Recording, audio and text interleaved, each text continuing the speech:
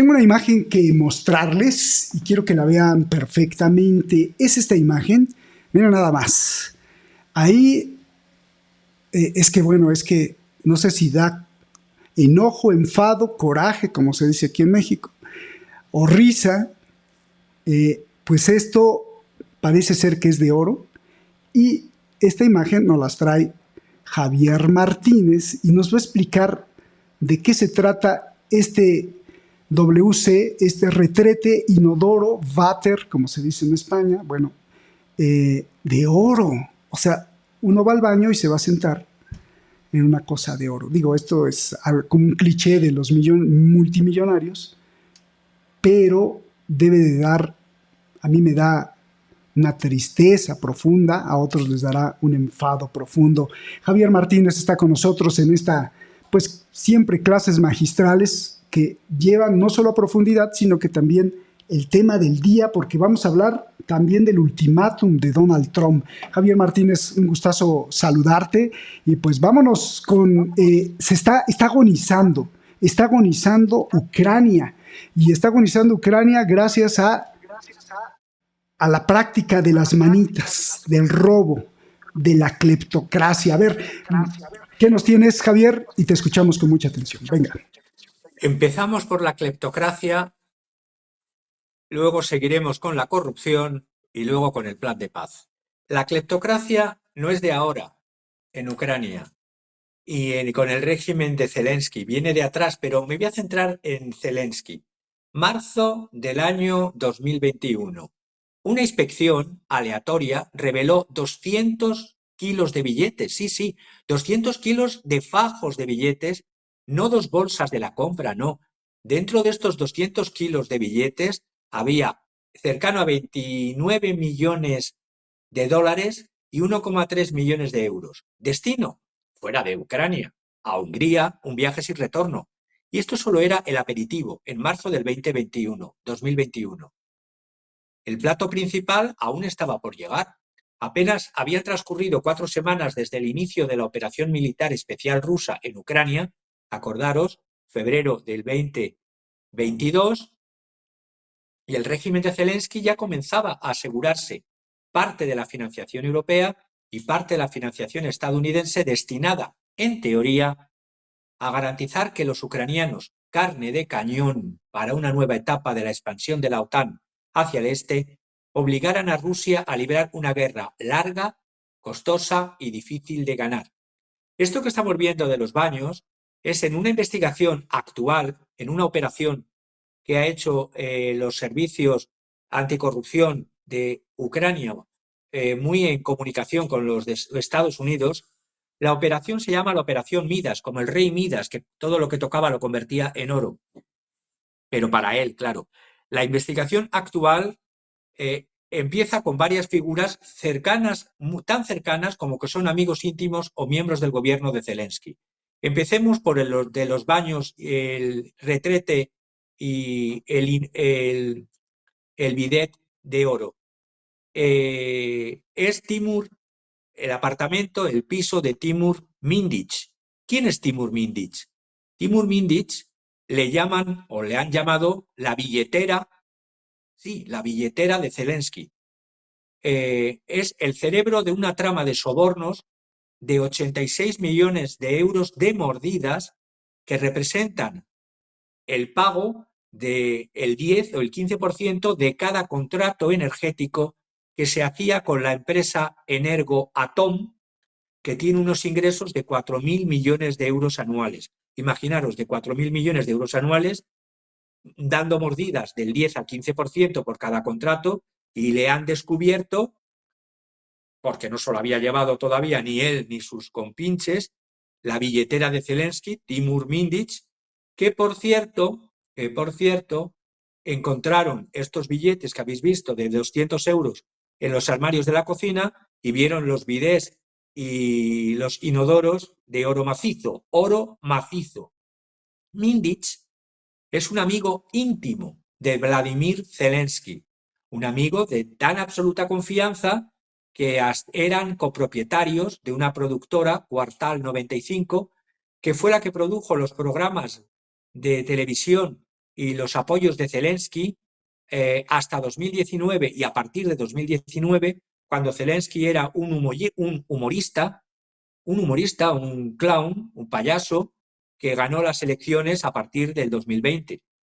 Y lo que es más importante, fue este Mindich quien le presentó a Zelensky al multimillonario Kolomoisky, el principal donante de su campaña electoral del 2019.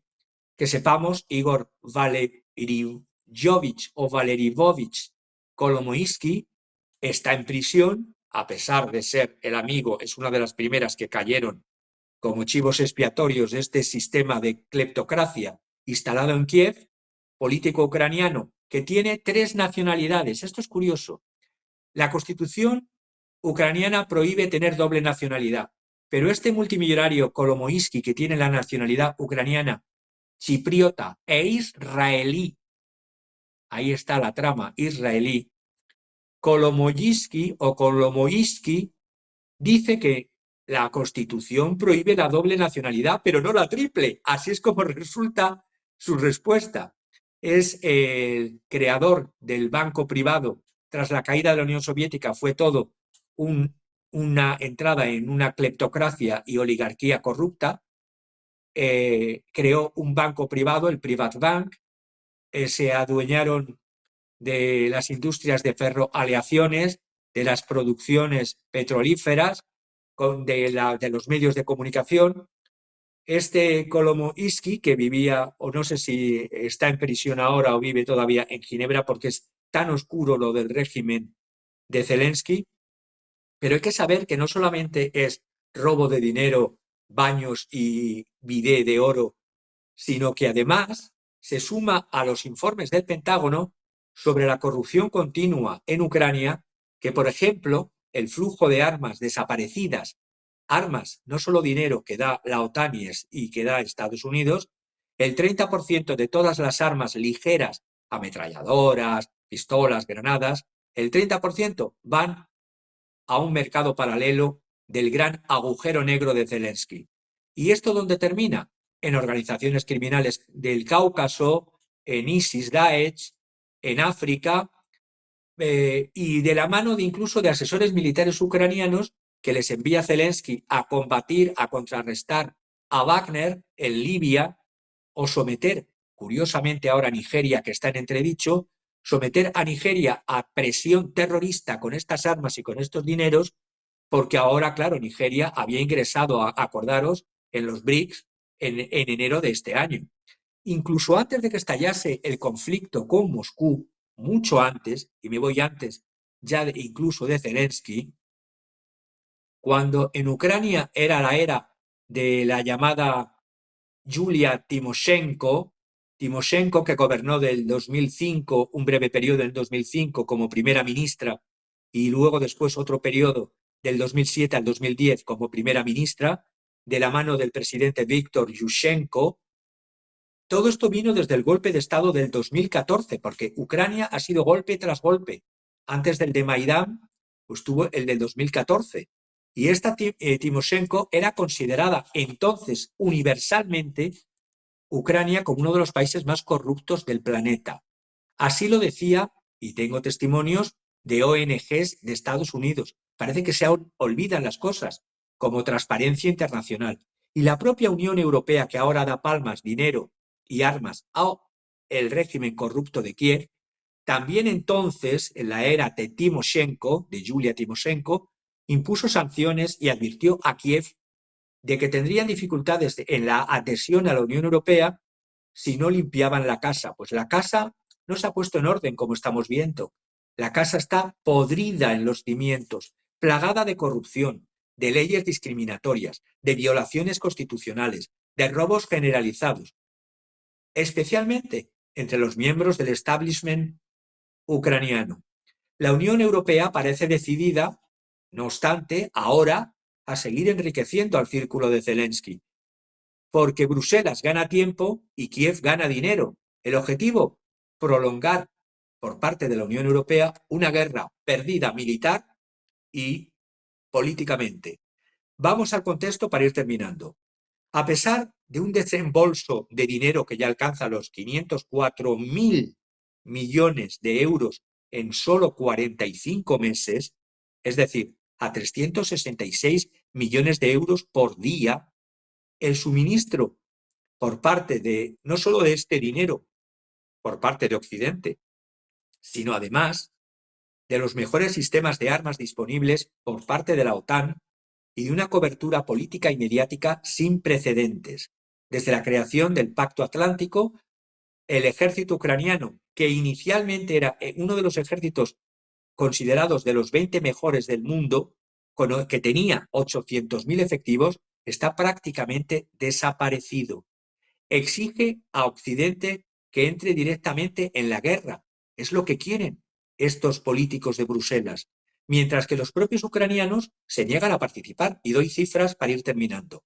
La tasa de deserciones, aproximadamente de 2.500 deserciones al mes, es imparable. Mientras tanto, desde Francia, militares franceses dicen que los hijos de los franceses se sacrifiquen en sangre y muerte por Ucrania, para ponerles baños de oro y que los demás ucranianos deserten. Y no solamente desertan, sino que además tienen un sistema tan corrupto que hacen que candidatos al servicio militar sean excluidos mediante sobornos a políticos y a militares que han generado otra fuente de corrupción. Además de todo esto, hay 7 millones de refugiados en Europa que ni siquiera se plantean regresar a defender su patria. Es decir, el dinero para los oligarcas y la sangre para el pueblo y las penurias para el pueblo. Hasta el punto de que hay 7 millones de refugiados, como digo, y el propio canciller Merz, que se llena la boca de querer seguir ayudando a Zelensky, le ha ordenado que tome medidas, ya que Berlín no tiene intención de apoyar a los ucranianos, a estos 7 millones de refugiados en Europa, de por vida. La situación sobre el terreno exige una aceleración de los planes para afrontar un desenlace inminente.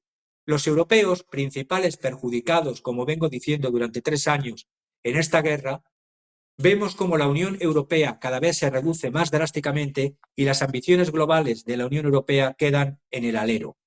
Y persisten, no obstante, los politicastros de Bruselas en financiar a Kiev, con la esperanza de retrasar la admisión de su derrota. Es evidente que toda la cúpula de la Unión Europea que apoyó y apoya a Ucrania e inició una fase de guerra abierta contra Ucrania, actuó en contra de la voluntad y de los intereses de los europeos y ha causado un daño incalculable a la economía y al papel internacional de Europa. El futuro político está arruinado en esta Unión Europea. La dimisión en bloque de toda la Comisión Europea sería el precio mínimo inevitable que tendrían que pagar.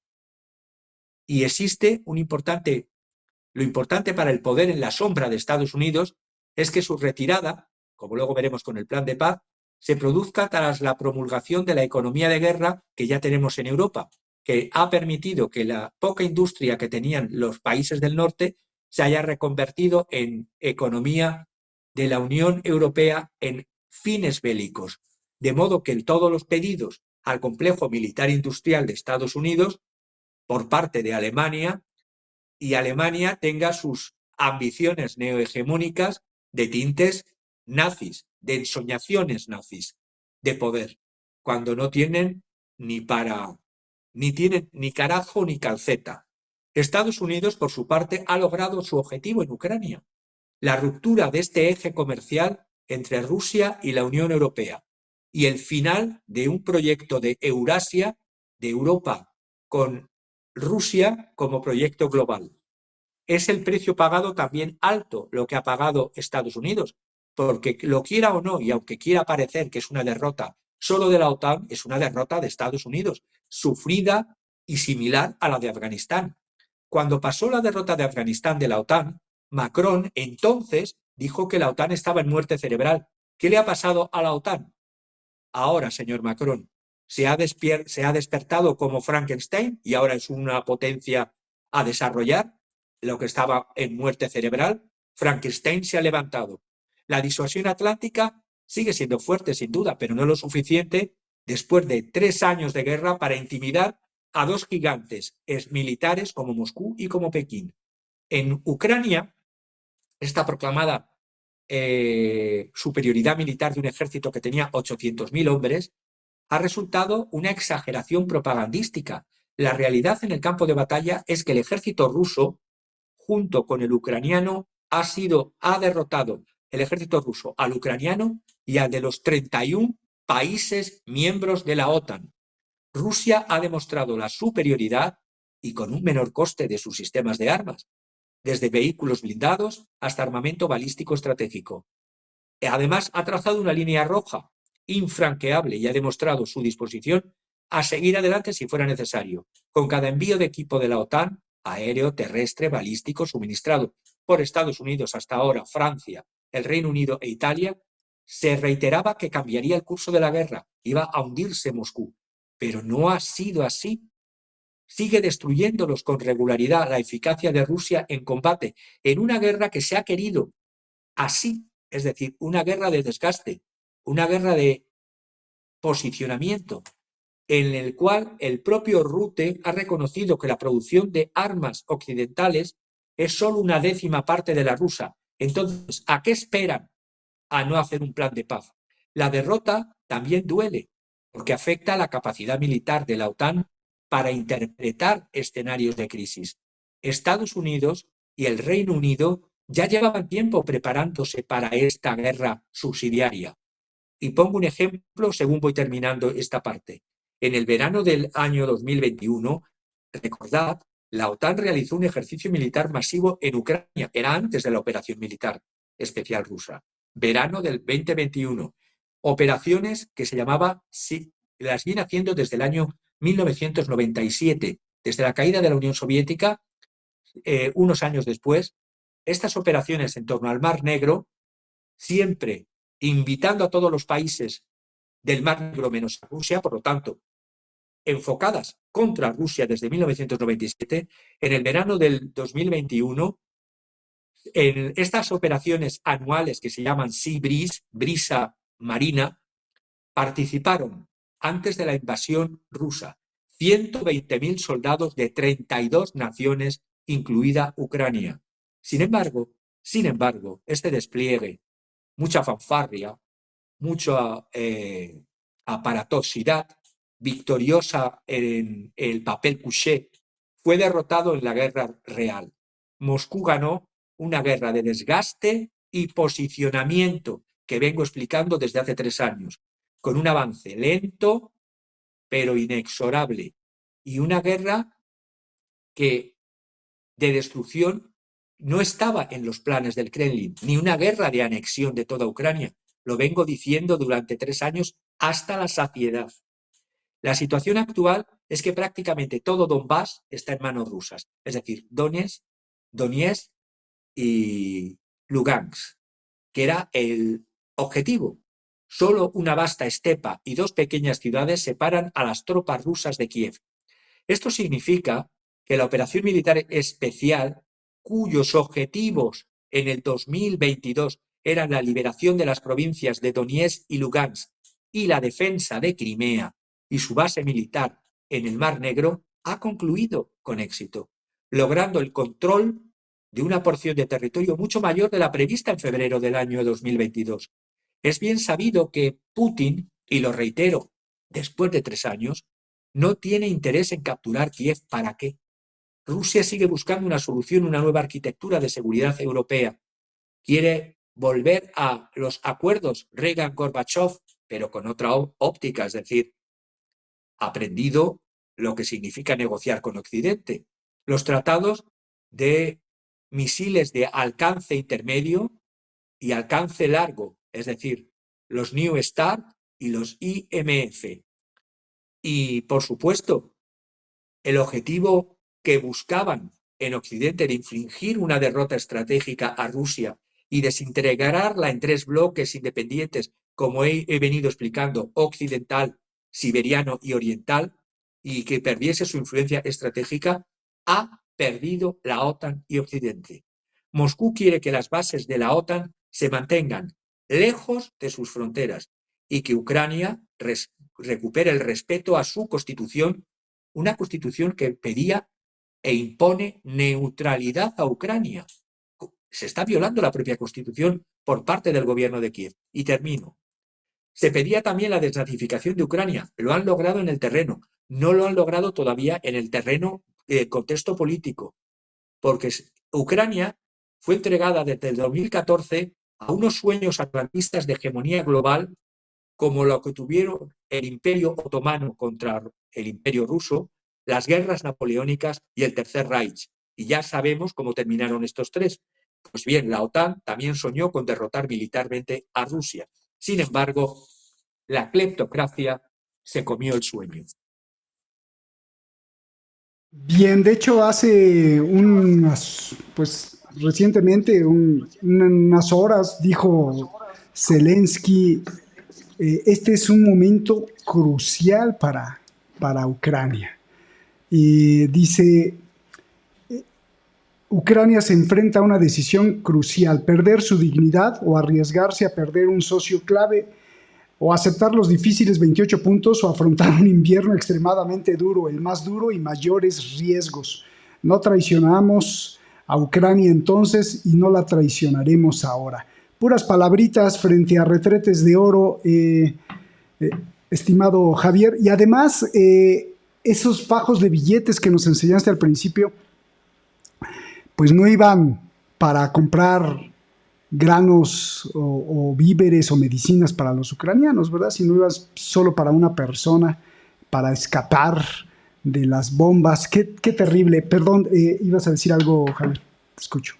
Sí, justamente a lo que me estabas apuntando, a ese vídeo de 10 minutos que has descrito las palabras de Zelensky perfectamente, muy melodramático y muy teatral, como acostumbra, que en ese vídeo de 10 minutos ya ha tenido una respuesta del presidente de Estados Unidos, Donald Trump, que ha anunciado hoy viernes, 21 de noviembre, que un ultimátum para que el mandatario ucraniano Volodymyr Zelensky, es hasta ridículo cambiarse el nombre cuando era Vladimir, pero ahora es Volodymyr Zelensky, acepte antes del próximo jueves 27 de noviembre, Día de Acción de Gracias, el plan de paz de 28 puntos negociado entre Estados Unidos y Rusia. Porque eso de que Ucrania se enfrenta a uno de los momentos más difíciles de la historia, se enfrentó desde el momento en que violó su propia constitución, asesinó, recuerdo la matanza en Odessa, en la casa de los sindicatos quemados vivos, 47, 48 personas y 200 y pico heridos. Se creó una situación guerra civilista de enfrentamiento dentro de Ucrania. Y eso de la disyuntiva que dice Zelensky de perder a un socio importante, no. Si no tienes a Estados Unidos, ni la Unión Europea ni la OTAN son absolutamente nada. Entonces, ese plan, que solo doy las pinceladas principales, habla de una amnistía total, de un retorno de tantos exiliados, de una vuelta de tantos perseguidos políticamente, socialistas, comunistas, liberales, todo lo que se pusiese en los planes en contra del señor Zelensky, títere a su vez de las ansias expansionistas de la OTAN y de unas administraciones de Estados Unidos que querían ver derrotada y troceada a Rusia. También pide que Estados Unidos lidere la reconstrucción de Ucrania. Es decir, si nos hemos gastado, entiendo a Estados Unidos, la mayor parte del dinero de esta guerra, aunque los Estados europeos han sufrido también de este desangramiento de fondos y además destinado a retretes y bidés de oro, eliminar las sanciones contra Rusia, volver Rusia a formar parte del G8, reconocer internacionalmente Crimea, Lugansk y Donbass, es decir, Donetsk, para ser más exactos, como territorios rusos, es decir, se dejaría para Ucrania los territorios bajo posesión rusa de Zaporilla y Jersón. El ejército ucraniano, que fuese no más de 600.000 soldados, si perdieron 800.000, si les te están concediendo 600.000 para tu defensa, creo que es más que suficiente. Respetar la constitución ucraniana en cuanto a la neutralidad, habría que reformarla en cuanto a los territorios, evidentemente, de Donetsk y de Lugansk y de y de Crimea, descartar la entrada de Ucrania en la OTAN y el derecho a usar la lengua rusa entre los ciudadanos ucranianos que son rusoparlantes en el sistema educativo educativo y medios. Y sobre todo un consejo de paz en la reconstrucción y supervisión de Ucrania, que me suena mucho y no viene el tema hoy al pelo, pero tiene que ver mucho con ese plan de paz que se ha aprobado por el Consejo de Seguridad de Naciones Unidas de 15 miembros presentes, con las 2 abstenciones de Rusia y de China. Eso se ha hecho días antes, el plan de alto el fuego de 20 puntos para Gaza, en el cual se va a coger a un socialista entre comillas, Tony Blair, para presidir ese consejo, y en el Consejo de Paz similar en Ucrania, el presidente sería Trump. Vamos hacia la parte de la corrupción. Hemos visto la cleptocracia, el robo, pero es que la cleptocracia y la corrupción van unidas. Y este escándalo es más que el de los baños de oro. El escándalo de corrupción de Ucrania podría allanar el camino hacia la paz si se derroca internamente a Andrei Yermak. Le llaman, como en la antigua figura del cardenal Richelieu en Francia de la época de Luis XIII, aquí le llaman el cardenal verde, de Green Cardinal, de Kiev. Está siempre, es un hombre soltero, sin hijos, es la cobertura trasera de Zelensky, le llaman el cardenal verde, de madre rusa, por cierto, y de padre ucraniano, íntimo amigo de Zelensky desde el 2011, cuando era el productor general del canal de televisión internacional. Y también preparó, como el de los baños, era el productor general del canal de televisión Inter y preparó la campaña electoral del 2019 de Zelensky. Es el hombre de poder de Zelensky, por lo que su caída podría deshacer la ya frágil alianza entre las Fuerzas Armadas, los oligarcas, la policía secreta y el Parlamento que mantiene a Zelensky en el poder, presionándolo así para que acepte la paz, especialmente si este cardenal verde, belicista, eso sí, todos los que no tienen hijos y están solteros, ni tienen esposa que les quiera, son muy guerreros. No sé de dónde les sale esa testosterona. Eso sí, sentados en un sillón, el cardenal verde, o detrás de las espaldas de Zelensky. Pero si este belicista cardenal, Andrei Yermak, que no es que sea cardenal, así le llaman, es junto con el escándalo de Timur Mindich, socio comercial de Zelensky, vemos que las figuras de corrupción están muy íntimamente ligadas con Zelensky. Y la corrupción energética de Ucrania, que hemos visto antes por los 100 millones de dólares, podría resultar o una simple reorganización, que es lo que están haciendo ahora. Ha caído el ministro de Justicia y el ministro de Industria, pero claro, el supervisor general, este hombre de poder, este llamado Cardenal Verde, si cae el plan de paz, como decía The Spectator el día 12, podría derrocar hasta el propio Zelensky. Los acontecimientos de la semana pasada justifican una reevaluación después de que miembros del partido gobernante exigiesen la renuncia de este poderoso jefe de gabinete, Andrei Yermak, alegando que este sí sabía de esta trama. He leído también informes de Axios diciendo que Estados Unidos y Rusia ya han estado trabajando desde semanas atrás en secreto en este acuerdo de paz, plan de 28 puntos, entre las dos figuras que ya comenté en otro programa, Steve Witkoff y Kirill Dmitriev. Ya expliqué las conexiones, interconexiones entre ambos. Kirill Dmitriev es un hombre que se formó en Stanford, que se formó en universidades de Estados Unidos y que es el representante del Fondo Soberano de Inversiones Rusas.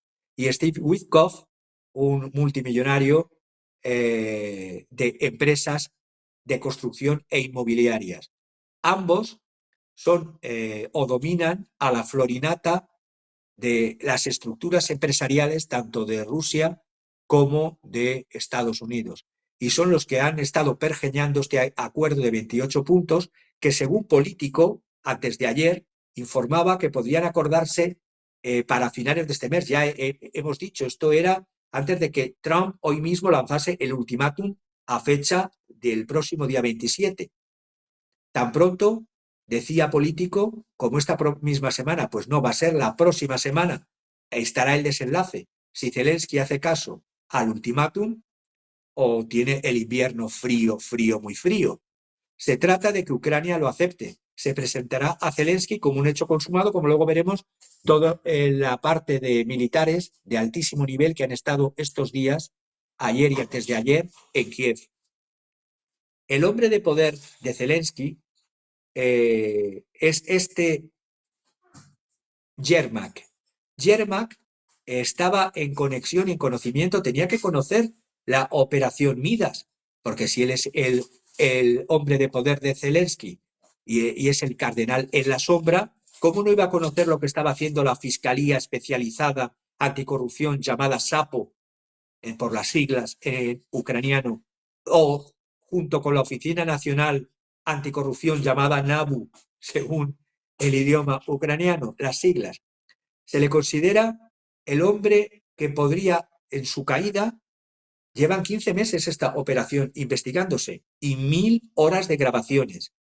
En la caída de Yarmak podría traer un desmantelamiento de la frágil alianza entre las Fuerzas Armadas, oligarcas, policía secreta y parlamento.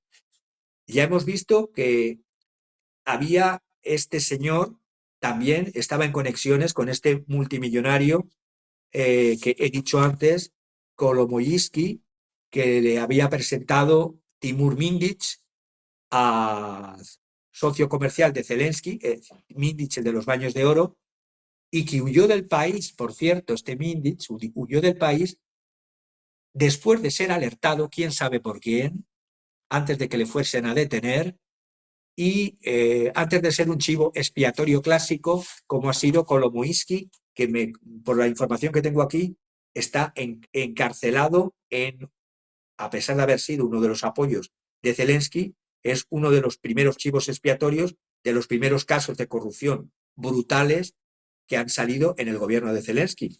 Hay 8 personas acusadas de soborno, malversación, enriquecimiento ilícito. Ya han caído dos ministros. Hay 4 personas, además, detalladas y como señaladas ya con pruebas de blanqueo de dinero. Está otro empresario del círculo Zelensky, Alexander Tuckerman o Tuckerman.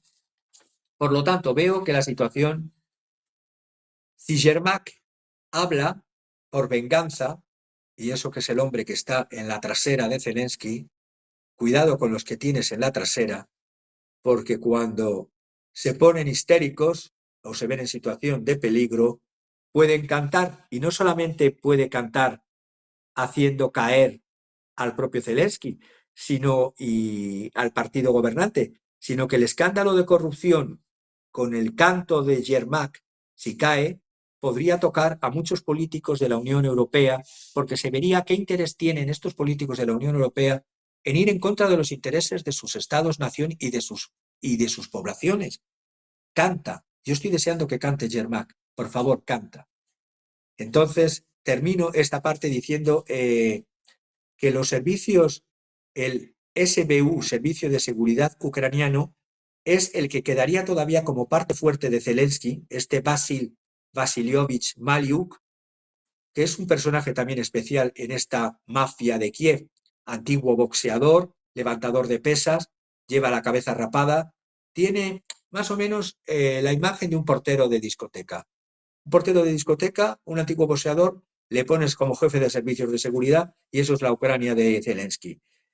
Hizo varias operaciones de una naturaleza un poco siniestra. Operación Telaraña, destrucción de aeronaves con sistemas de drones Shahed en territorio ruso. También operaciones de terrorismo, como estamos acostumbrados desde el gobierno de Zelensky. Por ejemplo, hizo el acto de terrorismo contra el líder parlamentario ruso Sahar Prilepin y dijo con sorna algo que me parece macabro y propio de Mengele, más que de un gobernante de servicios de seguridad del siglo XXI. Cuando hicieron estos ucranianos este atentado contra el líder paramilitar ruso Zahar Prilepin, le afectó a la pelvis y a las piernas y dijo: tiene la pelvis y las piernas gravemente heridas y lo siento, ha perdido los genitales.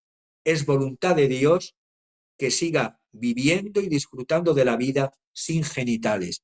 Esto es la Ucrania de Zelensky, señores. Esto es, por eso han ido oficiales. Si hago una pausa por si me querías comentar algo. No, no, pues dejas con la boca abierta esas declaraciones tipo Mengele, ¿no? Recordar que este Mengele era un sádico prácticamente. Sí, sí, hombre, decir con sorna de tiene la pelvis y las piernas gravemente heridas y lo siento, ha perdido los genitales, es voluntad de Dios que siga viviendo y disfrutando de la vida. Si eso es un representante de un gobierno, el que lleva nada más y nada menos que los servicios de seguridad de Ucrania, para un país que quiere entrar dentro de la Unión Europea, la Unión Europea es corrupta, es decadente, pero de momento no es caníbal. De momento, ¿eh? Y digo solo de momento porque con los que están presidiendo Bruselas vamos a tender hacia el canibalismo. Oficiales militares, ¿qué es lo que ha pasado ayer, antes de ayer y ayer? Oficiales militares, altos funcionarios del Pentágono llegaron a Ucrania para discutir los esfuerzos para poner fin a la guerra con Rusia, según informaba el ejército de Estados Unidos. ¿Y quiénes estuvieron en Kiev? Pues figuras de primer nivel de Estados Unidos desde el punto de vista militar. Estaba liderado el equipo por el secretario del ejército de Estados Unidos, Daniel Patrick Driscoll, que mantuvo conversaciones con la primera ministra de Ucrania, Yulia Sviridenko. Es que ahora con el ucraniano los nombres antes en ruso llevan todas Y. Yulia Sviridenko, el jueves por la mañana. Se espera y así pasó, que se reuniese con Zelensky ese mismo día, el jueves, es decir, ayer. El miércoles ya empezaron a surgir informes de que Estados Unidos y Rusia estaban preparando un nuevo marco propuesto para poner fin a la guerra, el plan de los 28 puntos citado, que exigía la cesión de territorio y una reducción drástica del ejército al 50%, bueno, no es al 50%, si tenían 800 y les van a dejar, quieren que sean 600.000, es todavía mayor. Y sobre todo respetando la neutralidad de la Constitución ucraniana. Fue redactado, como ya he dicho, por Steve Witkoff a instancias del presidente Donald Trump con el enviado especial de Putin de Rusia, Kirill Dmitriev. A todo esto, ni Moscú ni Washington habían confirmado hasta ayer oficialmente el plan. Trump ya hoy viernes ha lanzado el ultimátum haciéndose suyo de ese plan. Si voy a declaraciones de hace un día, Marco Rubio en X, ayer por ejemplo, decía, y eso que Marco Rubio es de otra cuerda, decía que lograr una paz duradera requerirá que ambas partes acepten concesiones difíciles pero necesarias. Dijo que Estados Unidos estaba consultando con ambas partes para desarrollar una lista de posibles ideas para poner fin a esta guerra. Lo dijo en X, antes Twitter, Marco Rubio ayer. El equipo de Driscoll, de Daniel Patrick Driscoll, es el grupo militar de más alto rango que jamás ha viajado a Kiev y nunca, desde que Trump asumió el cargo en enero al menos. Le han acompañado el general Randy George, que es el jefe del Estado Mayor del Ejército de Estados Unidos. Le ha acompañado el general Chris Donahue, que es el comandante supremo del Ejército de Estados Unidos en Europa. Y le ha acompañado también el sargento mayor del Ejército, Michael Weimer. Los detalles del borrador: Witkoff Dmitriev, que ya he dicho, Kirill Dmitriev es un stanfordiano, un chico de Harvard, que trabajó en McKinsey, que trabajó en Wall Street, que lleva el Fondo Ruso de Inversión Directa. Aquí se va a hablar de business, de negocios y de stop a las muertes y a los baños de oro de los oligarcas. Zelensky, como ya hemos visto, descartó en un primer momento cualquier concesión territorial a Rusia en lo que viene diciendo, pero la realidad de facto es la realidad del terreno. El portavoz del Kremlin, Dmitry Peskov, dijo ayer que se habían producido contactos con Estados Unidos, pero el Kremlin ayer todavía no dijo que se estuvieran llevando a cabo consultas ni negociaciones. El Kremlin, de momento, ni ha negado ni ha afirmado. La realidad es que se cree, y lo creo así, que no han participado funcionarios europeos y los ucranianos. Es falso que no solo que no hayan participado, es falso que no hayan sido informados, porque ya en Miami les informaron de este plan según fuentes que me hacen llegar esta información a las conversaciones de semanas atrás que ya tenían pergeñadas y muy bien encarriladas tanto Witkoff como Dmitriev. Los ucranianos no quieren una forma de capitulación. Ahora vienen los cantos del cisne de los europeos. Jean-Noël Bagot. Los ucranianos no quieren ninguna forma de capitulación. Sabrás tú lo que quieren los ucranianos. O la jefa de la diplomacia, Kaja Kallas, ayer dijo que cualquier plan necesitaría el apoyo de ucranianos, por supuesto es lo que están haciendo, estos militares han ido a hacer allí, y el ultimátum de Trump a la reacción de Zelensky después de haber ido toda la plana militar de Estados Unidos allí, se busca el apoyo de ucranianos, pero ¿por qué el de los europeos? ¿Qué pinta la Unión Europea? Es lo que dice Trump. Después de reunirse, es que claro, hubo una reunión también ayer, creo que fue ayer, en Bruselas, en la infecta Bruselas de los ministros de Asuntos Exteriores, y se encontraron con el pastel del plan de los 28 puntos, según ya se estaba filtrando desde el miércoles. Zelensky quiso explotar otra vez más el victimismo desagradable, por cuando hay víctimas siempre, del ataque ruso a Ternópil, y estaba en Turquía en ese momento y tenía conversaciones en Ankara, pero fueron canceladas. El secretario del Ejército de Estados Unidos, Driscoll, llegó a Kiev el miércoles. Estuvo miércoles por la noche, jueves, y no sé si ha salido o ha estado hasta hoy viernes, con toda esta plana mayor que he dicho del Ejército de Estados Unidos. El portavoz del Ejército, el coronel David Butler, dijo que Driscoll y su equipo estaban allí en nombre de la administración Trump en una misión de investigación para reunirse con funcionarios ucranianos y discutir los esfuerzos para poner fin a la guerra. La BBC y todos los medios luego que he consultado desde ayer ya han quedado atrasados, porque claro, la BBC ayer con su típico poison, veneno, decía que Kiev y sus aliados occidentales, incluidos Estados Unidos, están pidiendo un mero alto el fuego inmediato. No, no, esto no es el plan de 28 puntos, un mero alto el fuego. No confundáis a las audiencias. Y diciendo que Moscú descartaba el alto fuego, es que un alto el fuego sin una garantía, sin un plan de paz y unas contrapartidas, no sirve absolutamente de nada. Pero la BBC en su onda seguía diciendo que la Casa Blanca confirmó que el enviado especial para Ucrania, Keith Kellogg, dejaría su cargo en enero. Esto también viene bien para la paz, porque Keith Kellogg era un cargo que sepamos, ese cargo presidencial tiene una vida de un año, porque si no, más de 360 días, según la Constitución de Estados Unidos, tiene que ser refrendado o aprobado por el Senado. Por lo tanto, este Keith Kellogg era el de los belicistas defensores de una Ucrania hasta la muerte del último ucraniano. Si deja su cargo, otro de los anti-stop a la guerra reales que desaparece. Y lo de Al Jazeera me ha sorprendido también, ¿De cuál? ¿De porque Churchill? Al Jazeera, ¿Churchill o dictador? ¿eh? Al Jazeera dice, interroga si Vladimir Zelensky es un Churchill, un Winston Churchill o un dictador.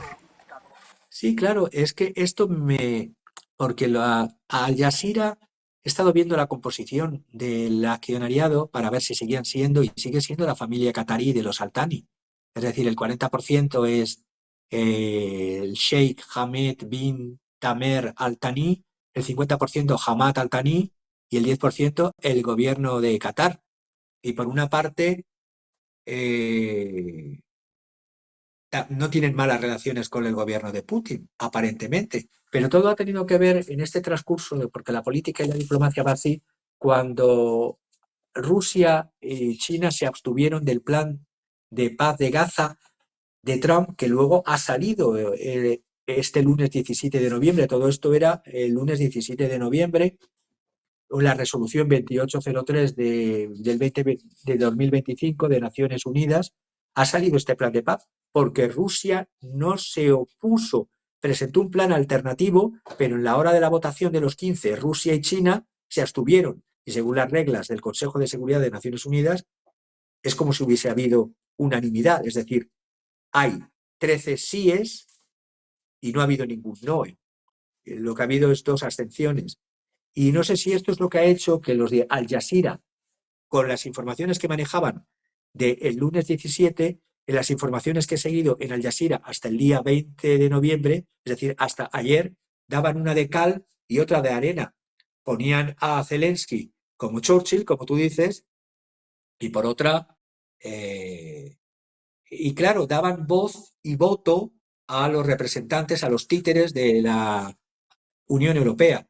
Sacaban a relucir la voz de Kaja Kallas, que decía que una paz justa y duradera la acogen con satisfacción siempre que sea apoyada por los europeos.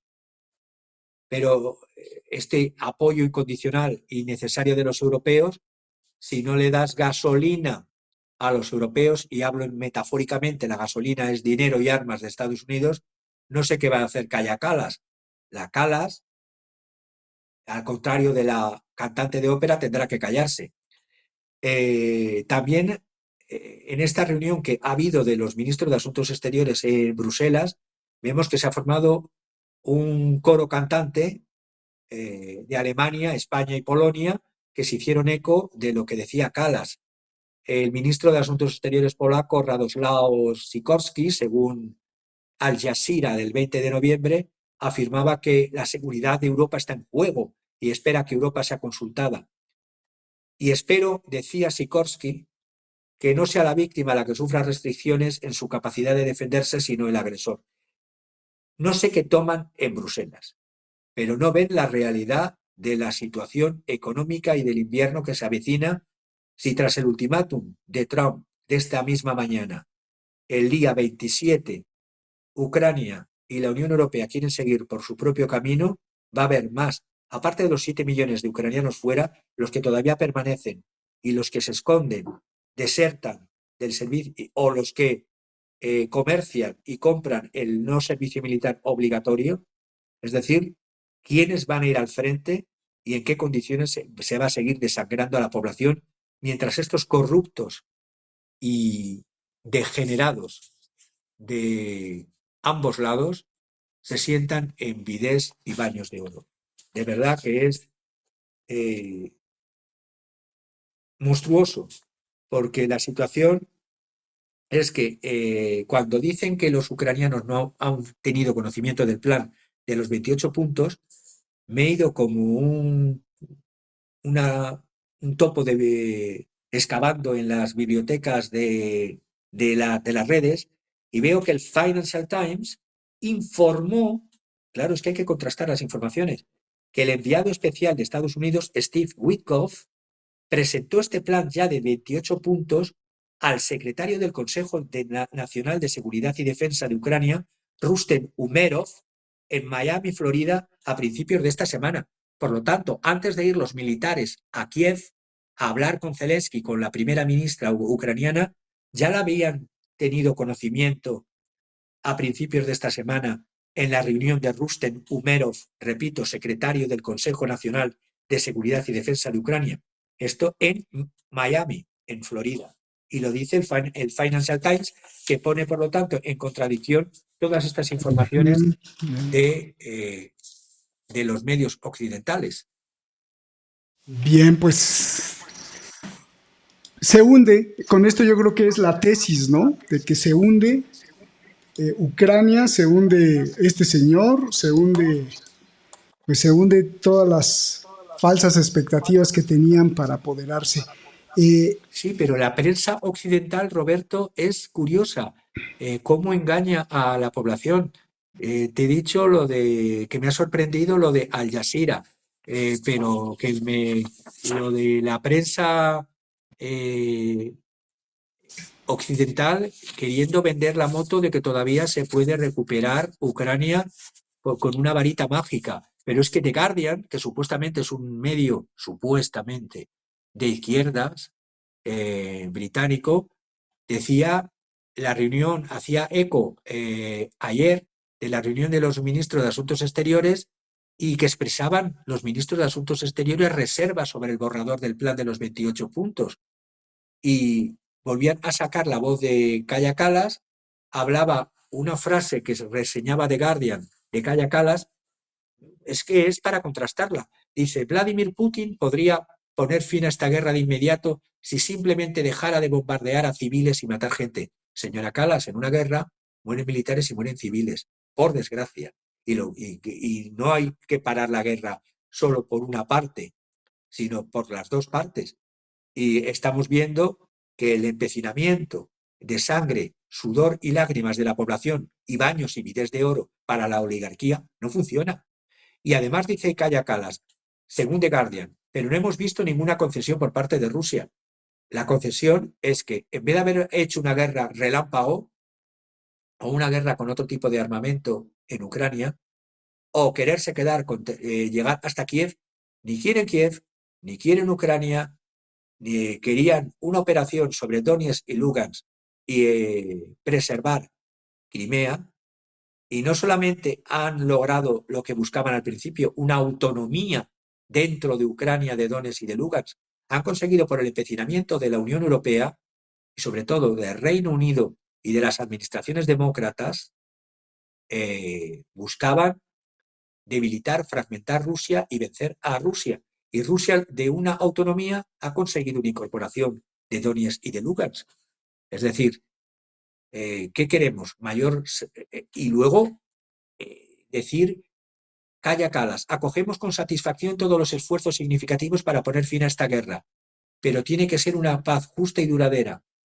También los europeos tenemos que estar presentes, pero se olvida del origen de cómo surgió todo. Repito, la matanza, la masacre contra la Casa de los Sindicatos en Odessa, como uno de los puntos, en mayo del 2014, 46 ciudadanos ucranianos prorrusos asesinados, quemados, 214 heridos. Y todo esto sin guerra. Era una situación de una Ucrania en paz. El ministro de Guardian saca a todas las gárgolas de la Unión Europea las declaraciones del ministro de Asuntos Exteriores alemán Johann Wadephul, que dice todas las negociaciones sobre un alto el fuego solo pueden discutirse y negociarse con Ucrania. Pues es lo que están haciendo, señor Wadephul. O Jean-Noël Barrot, bueno, lo de Francia es para los libros de historia. El principio de paz, dice, debe comenzar con un alto el fuego en la línea de contacto, que permita entablar conversaciones sobre las cuestiones de los territorios y las garantías de seguridad. No es un alto el fuego, ya hay un plan de paz y de un tratado con 28 puntos. Y lo de, para terminar, The Guardian solo ha hecho eco ayer, no de la contrapartida de Estados Unidos y de la parte de Rusia que nunca lo hace, sino de las voces del francés de Asuntos Exteriores Jean-Noël Barrot, del alemán Johann Wadephul, ministro de Asuntos Exteriores, del ministro de Asuntos Exteriores polaco, diciendo que Europa es el actor principal, no sé, será el actor de la nada, el principal apoyo de Ucrania. Es decir, si no hay armas de Estados Unidos, ¿qué vamos a dar a Ucrania? ¿Y dinero de dónde lo vamos a sacar? Recortando más servicios sociales todavía y con unas inflaciones y con unas carestías de la vida en las poblaciones que sufren las poblaciones europeas.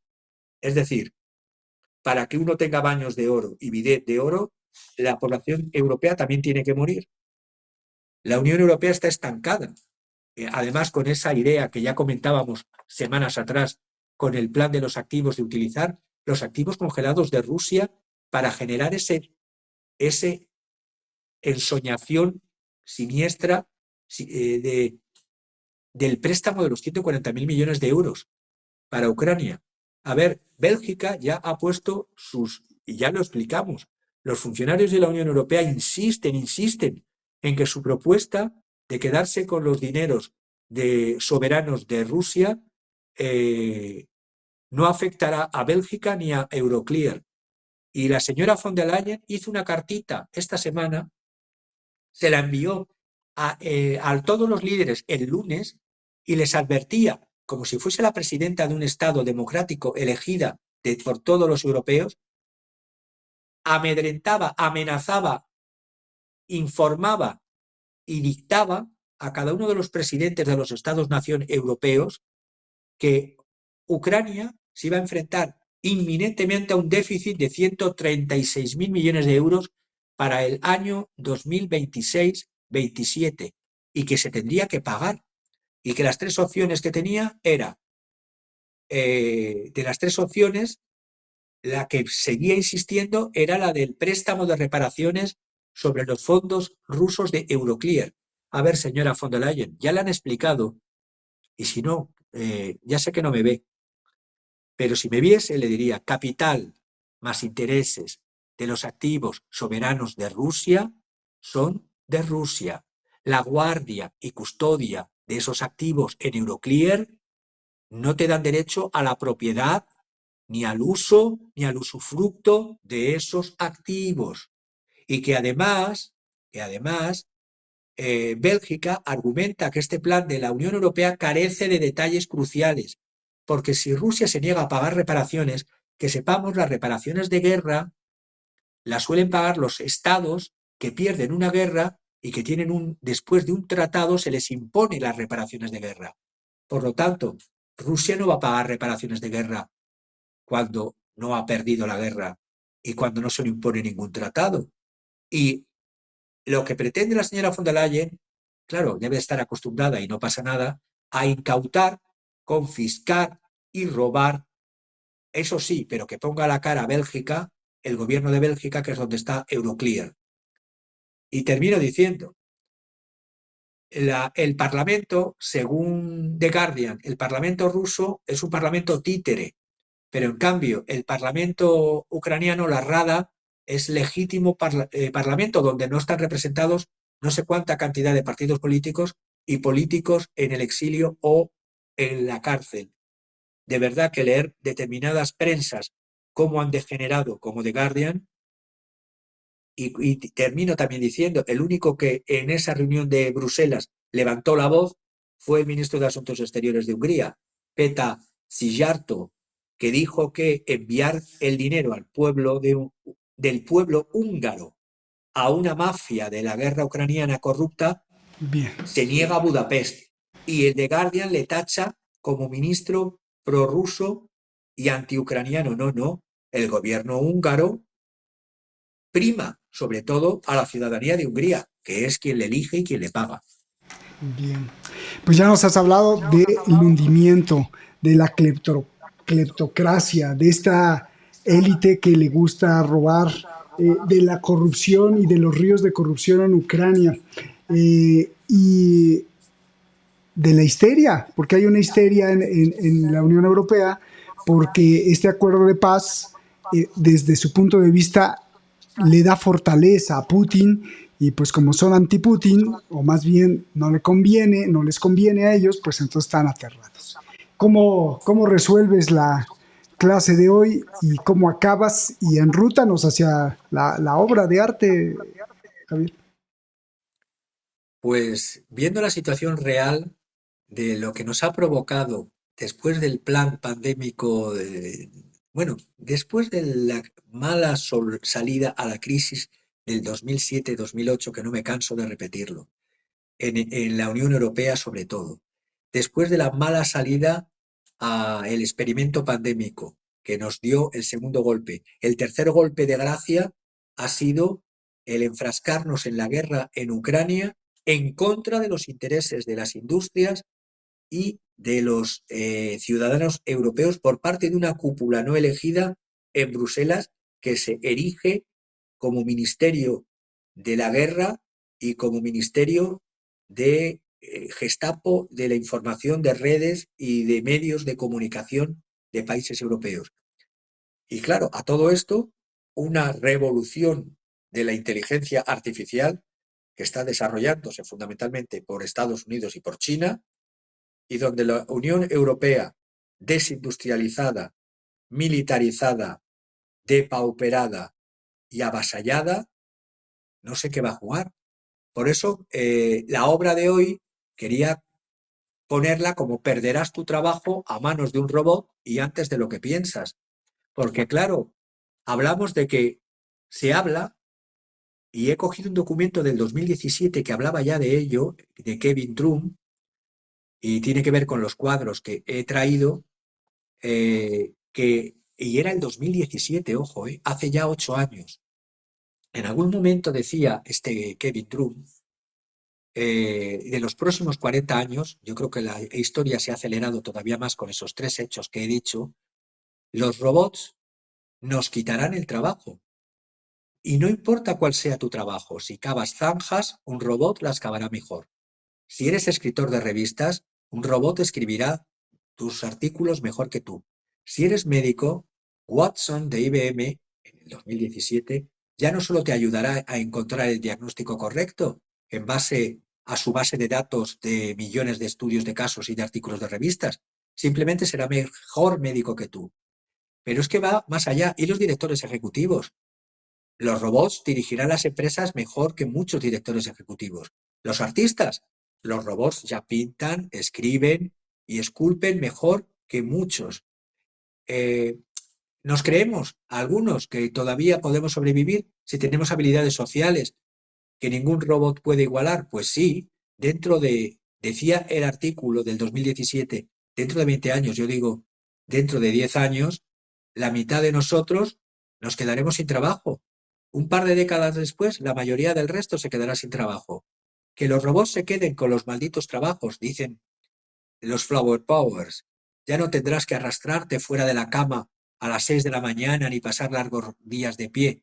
Seremos libres de leer, de escribir poesía, de jugar a videojuegos y de lo que queramos hacer. Dicen los Flower Powers, esto lo digo yo. Pero claro, ¿quién va a llevar el dinero para la manduca, para la ropa, para el calor de la casa y para el techo y protección a la familia? Los robots. Y con esto, con este cuadro que estoy Es que poniendo, mira, quiero ir fíjate, terminando. mira, esos son de carne y hueso. Y Pero ahora eso mira, sí, y ahora mira. pero ahora mira, justamente esa icónica imagen de los años 20, donde se veían los obreros de carne y hueso trabajando en la construcción de los edificios del Nueva York de los 20, de los locos años 20. Pues bien, nos acercamos hacia lo que dice Hickman, mi querido y admirado Stephen Craig Hickman, que le sigo todas las semanas en su blog The Dark Forest. Hay que tener mucha fuerza para leerle, porque a veces se te cae la ilusión y no, que hay que perder la fuerza y las ganas de vivir. Es un poeta, especulador de Estados Unidos, especulador filosófico, quiero decir, ojo, especulador sobre qué es lo real. Es muy ligado a estudios de ocultismo, de numerología, de ciencia ficción, crítico del tecnonihilismo. Y claro, cuando vemos que Amazon, por ejemplo, ya anunció, como ya dijimos, la desaparición de 600.000 empleos y decide que los futuros humanos son opcionales, el despliegue de relaciones públicas de Amazon es asombroso. Ya no se habla de despidos, solo puestos para los que no nos molestaremos en contratar. Es decir, como si la distinción importara a los cientos de miles que simplemente no aparecerán en las nóminas de mañana. Así es como el capitalismo tardío practica la eutanasia, silenciosamente, eficientemente, con la tecnología avanzada, con sus dosis de morfina. Los documentos filtrados no son tanto un plan como una confesión, reemplazar los cuerpos con algoritmos, y lo llaman eficiencia, y dejar que la mano invisible se felicite a sí mismo mientras el resto de la especie se pregunta dónde fue a parar su próximo sueldo. O el segmento de Fox cuando dicen algunos de Fox hace unos días que no cunde el pánico, recapacita, haz un curso en YouTube, únete al nuevo sacerdocio de los domadores de robots o un programa de televisión de Estados Unidos que se llama The Young Turks, los jóvenes turcos, de un tal uigur y una señorita llamada Kasparia, dice que todos saben, pero odian decir una máquina que te prepare el sándwich más rápido no significa que aún puedas comprar pan. Pero a ver, merluzos, ¿cómo vais a comprar el pan? ¿De dónde va a salir el dinero? Si estamos hablando que todos estos eslogan es una nakba de la inteligencia artificial, porque lo que realmente se está automatizando es la esperanza de la vida.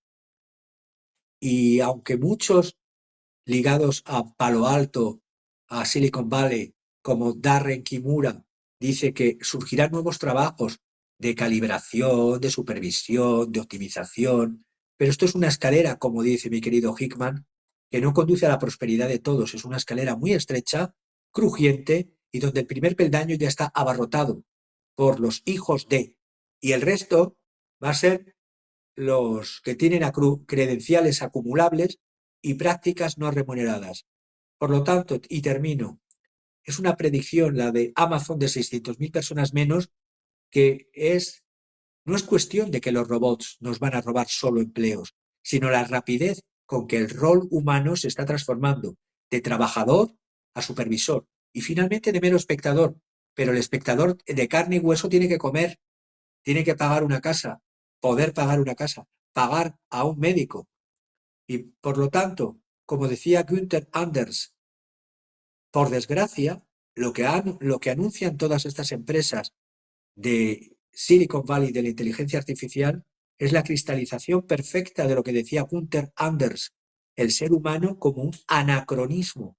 La máquina ya no es que se revela, simplemente te supera hasta que te vuelves obsoleto, como una vela en la era de las bombillas. Es que van a decir que estás celoso de las máquinas, Javier, que no aceptas que las máquinas puedan superarte. Pero qué No, iluso. no, si yo lo acepto, pero digo, va a haber individuos todavía que somos de chicha, de carne, y la chicha, aunque nos la quieran los alimentos hacer a través de un ordenador, comamos carne sintética, vamos hacia esa imagen, justamente la imagen final que quería poner. Esta imagen que para mí la he traído porque representa los dos temas, tanto el de todo el transcurso de la intervención de hoy, es decir, serían los países europeos en su juego con la muerte y con ese personaje bufonesco de rojo, jugando a un ajedrez y con pájaros en la cabeza.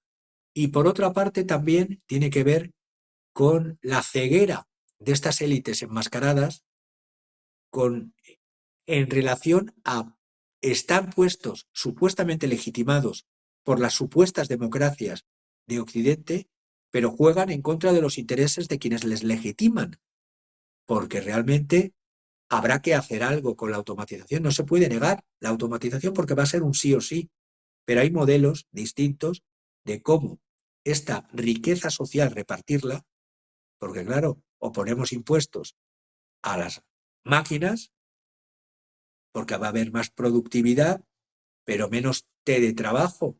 Y entonces los trabajadores que no puedan reconvertirse porque no va a haber trabajo para todos, ¿de qué van a vivir? Pues van a vivir de eso, del sueño guajiro, del sueño perverso, cuando incluso la calavera sea un robot y la muerte sea automatizada. Trágico, ¿eh? Con eso yo creo que podemos acabar cerrando con broche de oro. Javier, gracias por darnos estas